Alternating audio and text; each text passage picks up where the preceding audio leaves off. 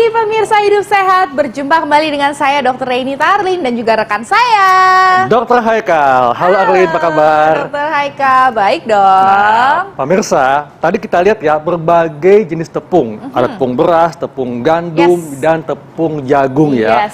Nah, tepung ini kan ada yang mengandung gluten dan katanya gluten ini bisa mengganggu kesehatan, bahkan bisa bikin obesitas nih. Yes, betul sekali nih. Makanya hari ini kita akan membahasnya bersama dengan narasumber kita, Dr. Christopher Andrian, spesialis gizi klinik. Selamat pagi, dokter. Pagi dok, apa kabar? Pagi, sehat dong. Dok, kita punya fakta mitos dok terkait dengan tepung ya. Nah, kita akan bahas dok sesaat lagi, tapi kita lihat dulu tayangannya berikut ini. Gluten biasanya ditemukan pada gandum utuh dan hasil prosesnya berupa terigu, barley, dan rye. Sifatnya seperti lem dan glue yang berfungsi sebagai pengikat adonan menjadi kokoh dan berperan menjadikan tekstur kue dan roti menjadi kenyal elastis. Kekenyalan pada gluten sulit dicerna dan mengakibatkan munculnya alergi pada seseorang. Ini fakta atau mitos ya? Nah, ini fakta atau mitos dok? Sebenarnya ini adalah mitos. Mitos ya? Ya. Jadi memang sebenarnya gluten itu adalah suatu protein yang terdapat dalam tepung terigu, tepung gandum, itu jali. Jali juga ada sebenarnya termasuk di situ. Nah, kalau misalnya proses pencernaan gluten itu ya sama seperti protein pada umumnya, yang diserap sama usus gitu ya. Dia nggak perlu penyerapan itu, yang katanya mitosnya itu sampai 3 hari gitu ya, nggak seperti itu. Jadi penyerapannya pun sama. Nah, cuman pada beberapa orang yang sensitif gitu ya, karena dia sifatnya itu adalah protein, itu bisa meningkatkan faktor inflamasi dalam tubuhnya. Makanya muncullah keluhan-keluhan misalnya pada saat makan konsumsi gluten yang cukup besar gitu ya perharinya, itu bisa bikin perutnya nanti kembung, begah gitu ya, bloating gitu ya, sakit mah gitu, susah buang air besar gitu. Nah, itu sebenarnya ada salah satu gejala orang yang memiliki sensitivitas gluten gitu. Kalau yang berhubungan sama autoimun itu yang kita bilang dengan celiac disease, itu justru memang harus dihindari sekali makanan-makanan yang mengandung gluten tadi. Nah dok, apakah benar dok ya tepung yang bergluten ini bisa menyebabkan seseorang menjadi obesitas? Tapi kita akan bahas dok sesaat lagi, tetap di Hidup Sehat.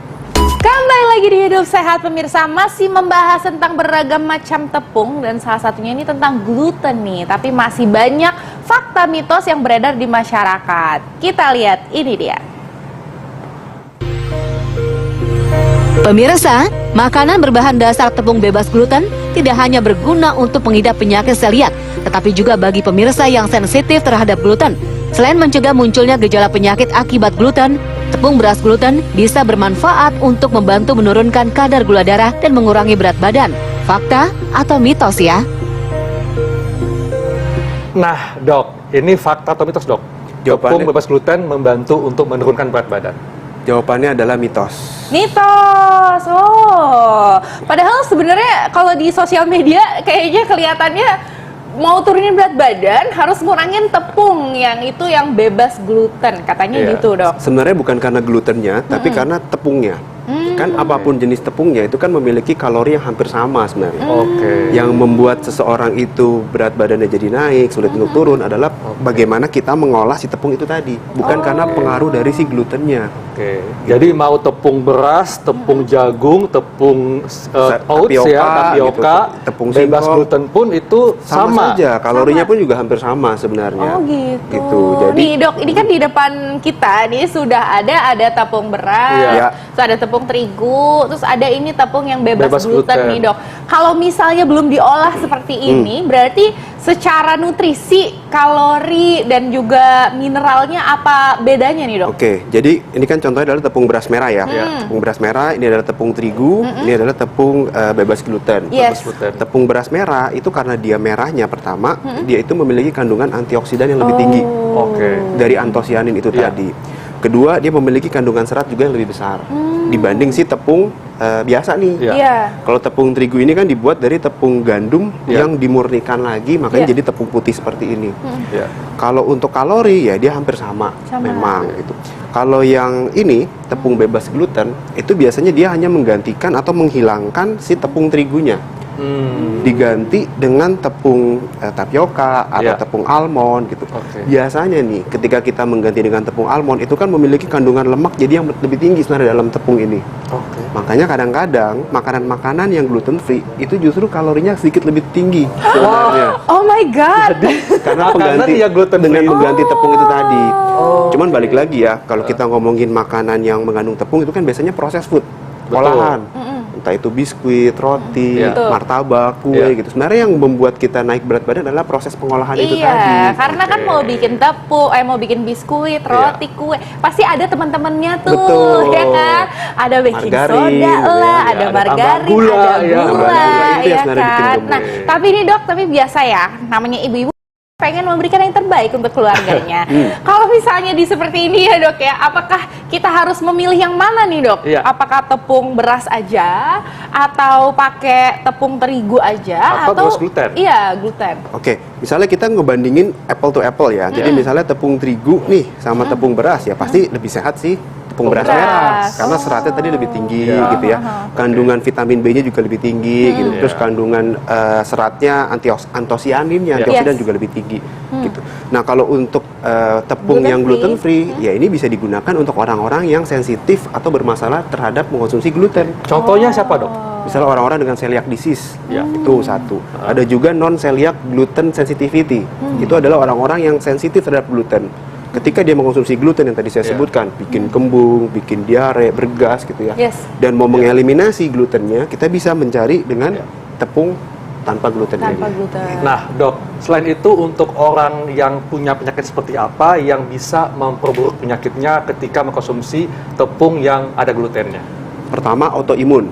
Yang tadi berhubungan sama celiac disease, itu berhubungan sama saluran cernanya. Ketika dia mengkonsumsi gluten, inflamasi di badan dia itu faktor proinflamasinya akan meningkat dan akan memperburuk kondisi autoimunnya. Terus kedua, untuk orang-orang yang non-celiac gluten sensitivity, yang memiliki sensitivitas terhadap si gluten itu. Jadi ketika dia mengkonsumsi gluten dan ada keluhan, entah itu sakit mah, kembung, diare, malah kadang-kadang konstipasi, susah buang air besar, itu akan membuat gejala ketika dia mengkonsumsi gluten hariannya itu akan muncul gejala tersebut. Oke dok. Oke, nah ini kan yang namanya makanan yang variasi makanan dengan tepung ini sebenarnya sangat banyak ya dok, dan juga sangat mudah untuk didapatkan. Tapi kadang-kadang nih ya kita pasti berpikiran kalau misalnya kebanyakan makan tepung, apalagi yang kebanyakan gluten, apa sih risikonya? Nah, kita akan bahasnya sesaat lagi, tetap di Hidup Sehat. Kita kembali lagi di Hidup Sehat pemirsa. Nah, tadi ini ada pertanyaan yang belum terjawab nih ya, fakta mitos yang masih membahas tentang tepung dan gluten. Kita lihat ini dia. Makanan yang terbuat dari tepung terigu mengandung karbohidrat cukup tinggi. Bahan makanan dari tepung terigu pun terbilang cukup mengenyangkan dan mampu memberikan energi bagi tubuh. Tinggi kalori dan kaya akan karbohidrat pada tepung terigu inilah yang akan memicu munculnya obesitas, hipertensi, hingga kanker jika mengonsumsi bahan makanan berbahan dasar tepung terigu secara berlebihan. Ini fakta atau mitos ya dok? Iya, fakta atau mitos dok? Fakta. Fakta. Karena kan kita bahas tadi makanan yang diolah, berarti kan. Kalau misalnya kita konsumsi setiap hari, ya pasti akan meningkatkan asupan kalori hariannya, berat badan naik, resiko hipertensi juga besar, resiko peningkatan berat badan jadi obesitas juga tinggi. Karena rata-rata makanan yang diolah dengan tepung kan pasti proses pengolahannya kalau nggak tadi kita tambahkan dengan mentega atau margarin, ujung-ujungnya juga digoreng gitu. Ayam ditepungin, goreng. Tempe ditepungin, digoreng gitu. Itu akan menambah asupan kalori hariannya. Dan tentunya makanan yang paling dekat ini seperti roti, kue dok ya. Kemudian ayam fried chicken gitu kan. Pokoknya kita ngomongin makanan yang enak-enak kayaknya ada semua nih dok. Jadi memang bisa meningkatkan resiko dok ya kalau berlebihan konsumsinya ya. Betul. Nah ini gimana nih dok supaya kita nggak ini ya dok ya, supaya kita bisa memaksimalkan nutrisi kalau misalnya kita makan tepung, tapi kita supaya minimalisir gitu rasa bersalahnya dok. Gimana dok? Ya jadi memang kita harus memilih ya dalam satu asupan harian gitu ya, kita harus membatasi penggunaan tepung.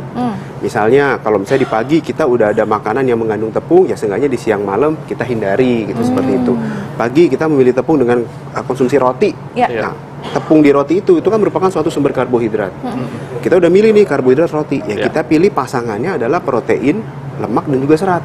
Jangan memilih kombinasi antara double karbohidrat dalam satu kali Jadi makan. kalau misalnya biasanya pagi-pagi roti terus pakai selai. Iya, pakai selai, pakai coklat. Iya tuh, gimana itu, Dok? Pakai gula gitu. Itu berarti kan karbo. Nah, itulah justru yang akan meningkatkan berat badan, meningkatkan gula darah, diabetes gitu. Makanya kalau kita pilih roti, pasangannya harus protein. Telur, sandwich, ayam, tomat, tambahin sayuran gitu. Oke. Dok, kalau roti gandum gimana, Dok?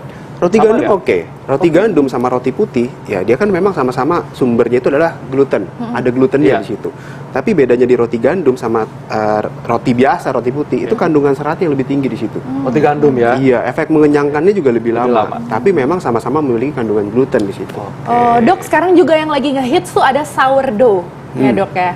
Nah, itu gimana tuh, Dok? Sourdough itu kan dia tetap menggunakan si tepung tadi, tapi tidak menggunakan ragi sebenarnya. Fermentasinya itu. Jadi maksudnya proses pembuatan si rotinya itulah yang sedikit berbeda. Nah, ini kalau misalnya nih, Dok, kita tuh pengen konsumsi gluten, tapi ternyata kok kita punya ada gejala-gejala nih. Apa sih yang harus kita lakukan dan gejala apa sih yang harus dinotis? Oke. Jadi hati-hati kalau kita mengkonsumsi gluten harian itu sangat tinggi sekali. Gitu. Kadang-kadang beberapa orang itu bisa memiliki keluhan atau gejala, misalnya seperti perutnya itu kembung, begah, sakit mah gitu, atau kadang-kadang susah buang air besar, kentut-kentut terus gitu. Atau pada beberapa orang itu suka muncul gejala seperti alergi, biduran, merah-merah, ruam Dok ya. Kayak bintil-bintil, gatel-gatel, terus bersin-bersin, pilek gitu.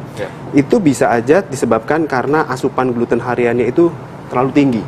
Kalau misalnya orang itu ada kendala seperti itu, saran saya coba deh mulai batasi konsumsi gluten hariannya. Hindari makanan-makanan yang mengandung tepung terigu atau tepung gandum.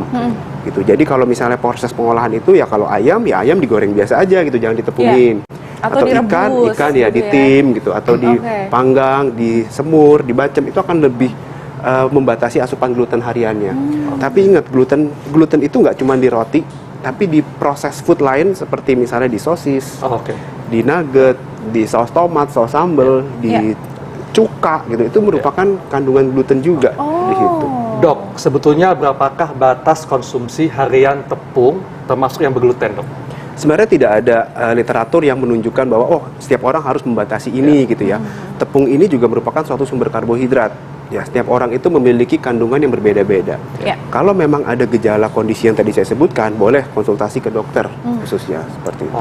Jadi intinya nggak masalah konsumsi makanan yang bertepung, maksudnya yang bergluten ya, tapi asalkan perhatikan cara pengolahan dan batasan konsumsinya, Dok ya. Betul. Dan juga harus peka nih sama gejala-gejala yang terjadi di tubuh kita. Kalau misalnya terjadi gejala-gejala yang tadi sudah disebutkan nih, segera langsung konsultasikan ke dokter. Baik, Dok. Terima kasih penjelasannya. Terima kasih. Terima kasih banyak, dokter. Nih ya, jadi kita jadi lebih semangat makan roti. Oh enggak ya, jangan gitu ya. Jadi justru kita bisa memaksimalkan nutrisinya, tapi juga makan roti, tapi pilih teman-teman pendampingnya. Oke deh, makin banyak lagi nih berita-berita kesehatan yang tentunya kita harus update. Makanya selalu saksikan Hidup Sehat TV One tiap hari Senin sampai Jumat jam 9.30 hanya di Hidup Sehat TV One. Saya Dr. Edita Arlin. Dr. Haikal, Indonesia Hidup Sehat. Bye-bye.